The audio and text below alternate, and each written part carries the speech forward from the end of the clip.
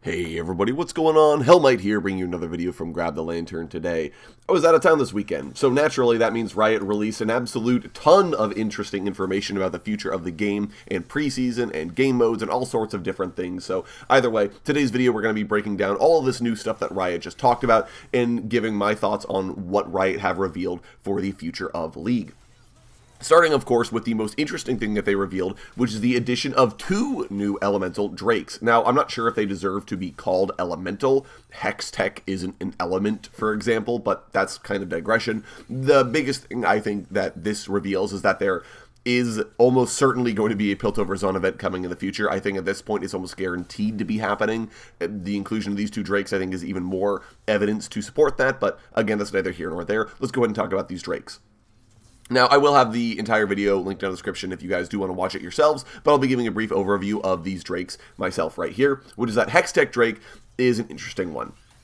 The stats it gives, which are attack speed and ability haste per Drake killed, are not exactly the most universally applicable. Ability haste definitely is. Attack speed, though, is super narrow. Like, it really isn't a stat that every champion wants or needs. Obviously, every champion can auto-attack, but some champions, they don't really have an opportunity to fit an auto-attack into their attack pattern.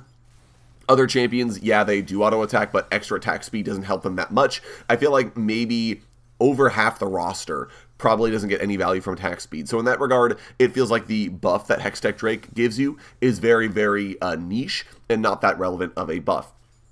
The soul is fine.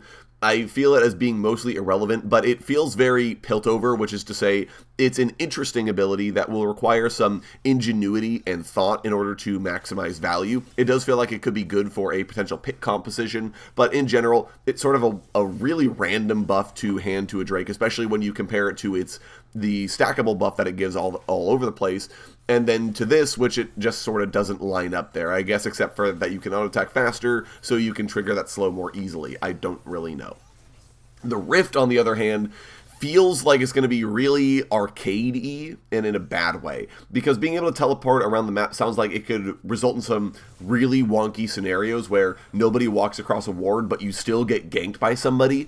I do feel like as long as the teleporters aren't two-way, it could be okay, because you're able to go for like a long gank path, but if you're seen in a ward, you may be in a lot of trouble because now you're deep in enemy territory with no support and maybe no way back over a wall or back through the teleporter. So maybe it could be an interesting, slightly engaging buff there. It doesn't change the map besides the teleporters, so we'll have to wait and see where they actually do teleport you to. From the look of it, if the teleporters do link jungles together, I feel like it could be really strong for powerful counter jungling champions like Udyr, because you can clear your bot side, go through teleporter, and then clear their bot side, right? So maybe that's an interesting sort of play that can be made that really helps shut out enemy junglers. We'll have to see how it plays out. We don't know where the Hextech teleporters are going to go, but in general, Hextech Drake feels like it's sort of all over the place with what it's doing. Chemtech Drake is even weirder. The stackable buff is getting bonus damage while at low health. I feel like it's only really beneficial to a small subset of champions. Obviously, everyone can use it, but not every champion can hang around in a fight when they're low. Most of the time, if you're a squishy and you get chunked out, you kind of have to leave, right? Like, even if you're Xerath and you have range from here to China, if you're at 100 health, you can't afford to stick around and keep fighting, because if any degree of damage reflection comes out, if your Canapulse accidentally triggers the Wraith camp to try and start attacking you, like, you just kind of die, right? So, in that regard, you're not getting maximum value out of that low health bonus.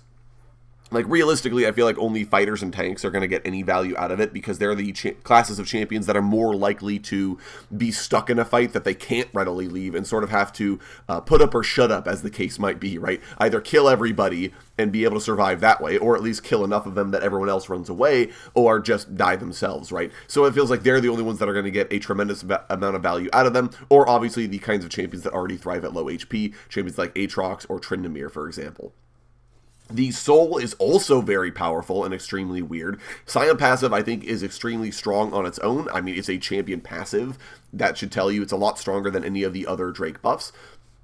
And having an enemy champion keep fighting after death makes diving carries almost irrelevant because they'll just be able to DPS for free. And to make matters worse, you don't even really want to commit more resources to killing them a second time.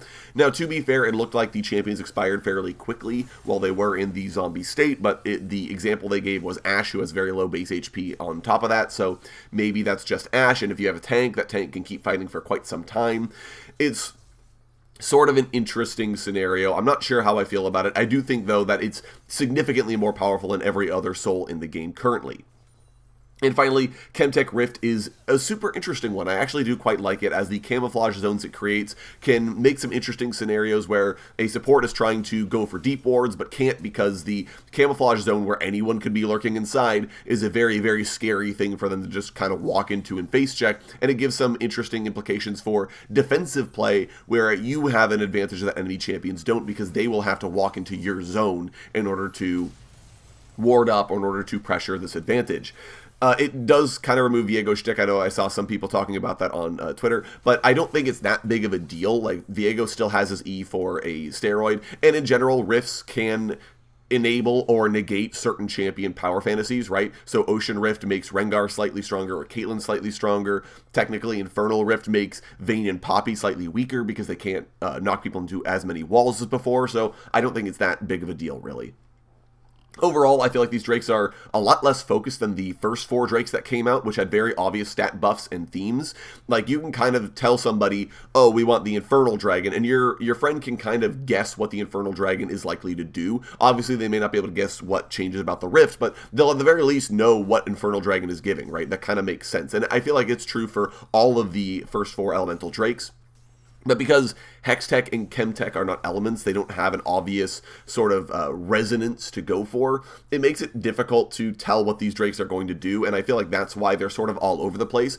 I do like adding more Drakes from the standpoint of diluting the Drake pool quite a bit. Right now, it does feel like it's sort of a coin flip as to whether or not you get an extremely powerful Rift or a Rift that's kind of irrelevant, and with even more Drakes, it will really dilute the sort of pool and make it so that Infernal Rift, for example, doesn't come up as often as it did before. It also means that these Rifts won't show up as often as the previous Rift, so it may take a few games to actually see a Hextech or a Chemtech Rift when preseason does go live. Either way, I think it's an interesting change, and we'll kind of see how it shakes out once it actually comes up in-game. Now, moving on to the new items that Riot also previewed. I won't be talking about exactly what all these items do. First up are the 2 mythic items that are being revealed. The tank mythic, I think, sounds really good. I do think it makes more sense for an aggressively minded tank that already has good initiation, as tanks that don't have, like Cho'Gath, prefer Chemtank to give them that initiation.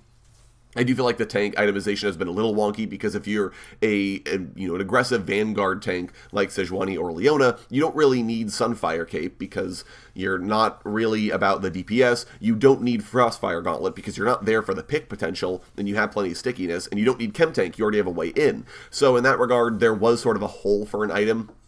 And so I do like where this has ended up. I also think it's going to be really good for tank supports that haven't really had any aggressive options. They've only had Locket or Shirelia's maybe, right, as their options. So I do like where this item is going to be slotted. The Mage Mythic, on the other hand, seems really good. I think it completely counters Assassins players, and because the DR will hold long enough to mitigate all their burst unless they're trying to poke it off, and then they're sort of using abilities off cooldown that aren't going to help them very much, because then they have to wait for them to come back up, and if they didn't get your shield, then they have to try and poke it out again. It sort of feels like, to me, that this may do a lot to mitigate Assassins and really make mages too strong in the mid lane. I can even see stacking this item with something like a Seeker's Arm Guard or Van Barrier and just really making Assassins or Burst Mages have a bad time against you if you're a mage. Now, you do have to complete this item before it gives it, and it can be poked off in advance. But as with Liandry's Anguish, I think there's a problem making all of a champion's desired stats and passives on the same item. It just ends up becoming the best choice for any artillery mage in the game, pretty much. I do think, at the very least, that it does have a small weakness in that it doesn't prevent CC, so you can still be Blitzcrank hooked or knocked up or suppressed or what have you. So in that regard, there is still a little bit that players can do about it. It doesn't just completely nullify your you know, your need to position properly and worry about crowd control, but I do think that it's a very strong item and will likely be, I'm hoping it's just a tuning thing though for Riot to get right. Moving on to the couple of legendaries that Riot revealed. The Assassin Legendary seems decent. I think it's another reset type item that helps champions like Zed or Talon contribute more meaningfully to fights rather than being a suicide missile that blows somebody up and then contributes little to nothing for the rest of the fight because their cooldowns are high enough that they can't make a second assassination attempt, right? Getting the kill, getting the cooldown resets, then all of a sudden you can keep going instead of having to bail on a fight. I think that's pretty interesting. The tank item Riot revealed will 100% be abused by mages, guys. I'm sorry, I don't make the rules. If any of you guys remember the Aftershock mid days where Lissandra would take Aftershock or Ryze would take Aftershock because they had such reliable CC, they could trigger it whenever they needed it, and then it just essentially removed their ability to be damaged, and they could run away from there. I feel like that's where the tank item is going to be at. Converting mana into max health already tells me that Ryze is going to abuse this item, but also gaining the shield just really makes it stackable with something like Aftershock. A shield plus Aftershock could be really, really strong, for example. It does sound super usable on tanks that need a lot of mana. I'm hoping Riot make it more broadly applicable, unlike Frozen Heart, which you can really only build into heavy AD compositions, even if you need the mana. But there's like no way mages don't exploit this, so we'll see what happens when it comes onto live. And finally, I do like the other mage item that Riot did put out, because I think it's a good addition for burst mages that need to be able to kill somebody in order to be relevant, because if the enemy team has like a lot of shields, it can be really difficult for them to burn all the way through that. And so I do like this as sort of an AP assassin or AP burst mage item, or potentially a release valve into like protect the AD carry comps where you're able to get on the AD carry but they get a shield for their whole health bar. Well, you get all that bonus penetration to try and kill them off. I also like this penetration and not just raw damage. I do think that's quite a good thing here.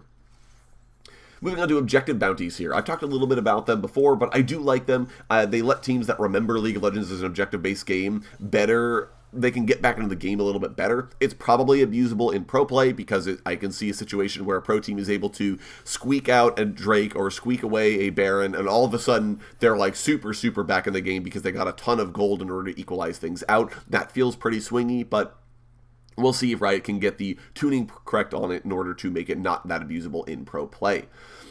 And that's going to be it for me today, guys. I do want to do a video later talking about the state of game modes, but that's going to have to wait for another day. But let me know what you think of any of the new preseason stuff that's been revealed down in the comment section below, especially the Drakes and the items. I'd love to hear your guys' thoughts. If you guys don't think that tank item is going to be abused by mages, please let me know why you think that's the case down in the comments. If you enjoyed the video today, go ahead and leave it a like. And if you really enjoyed the video, consider subscribing. I upload a video every Monday, Friday, and on patch days as well. Once again, thank you guys so very much for watching. I do appreciate it. And I'll talk to you all later.